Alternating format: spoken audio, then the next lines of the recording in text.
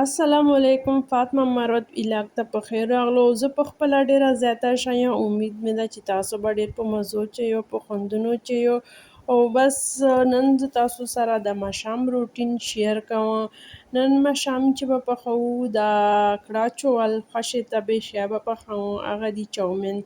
خیر تاسو ته به دوره اندازه سلي چې شی پخوم او خو دې ته وګورو ماشاءالله د الله نعمتونو تعالی قدرتونو ته د سبزیانو شیانو ول چې ورکښلي الله پاک رنګونه ورکړي دي.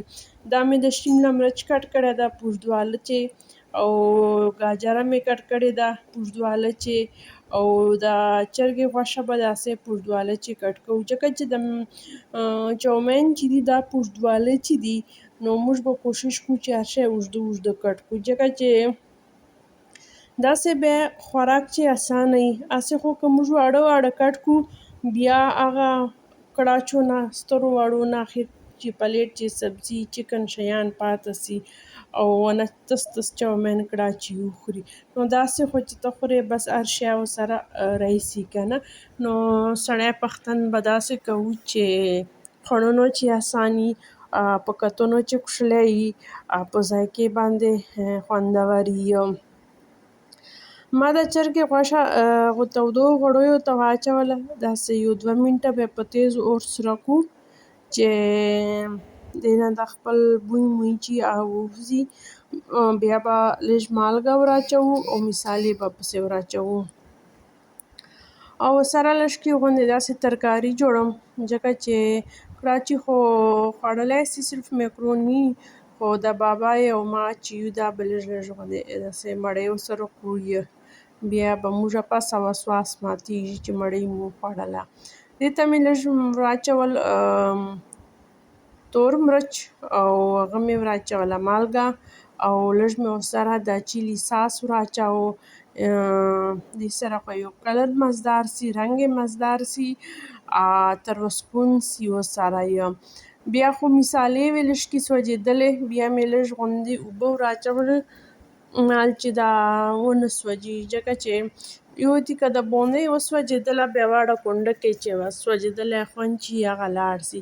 کار به داسې په سلیقې سره او په طریقې سره په خوند سره به یې کوو چې کونډه کچوره په خوند سره پخوې دې چې ذایقه الله پاک دوره ډېره اچوي ځکه یو کار چې په مینې کوې په خوند یې کوې هغه تا ته یعنې ته څومره ټایم ورکوې که نه هغه دوره خوند ورباسي.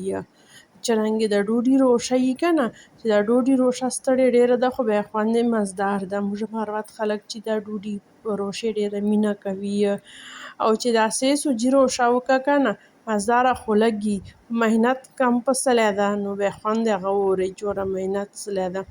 هلې طرف ته مې اوبه ایښي وې، لږ مې هلدي وراچولې وه، مالګه هلدي مې دې پاره وراچوله کورکمن خبرې به داسې کوو چې صفا مروت چې بیا کوو چې د بوډۍ بوډۍ ښځې چې ګوري که نه چې هغه پوهېږي چې لږ کورکمن سره بیا د سمیو یا د چاومین رنګ کښلی رایسي دې دپاره.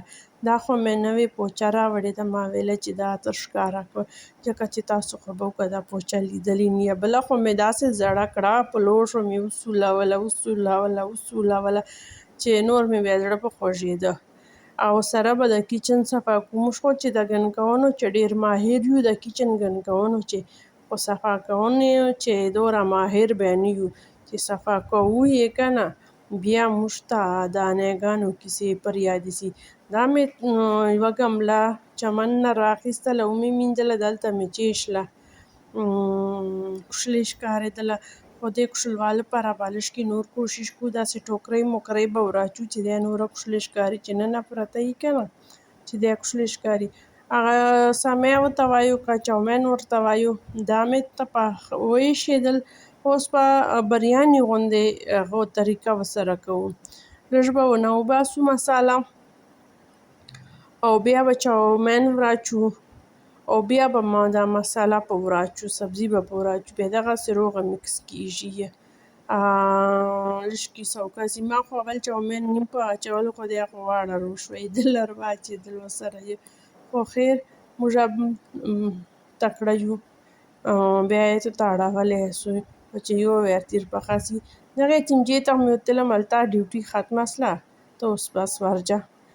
د بله چمچه مې راواخیستله 2 غشۍ چې دې باندې به لشکي داسې روغ غړېږي.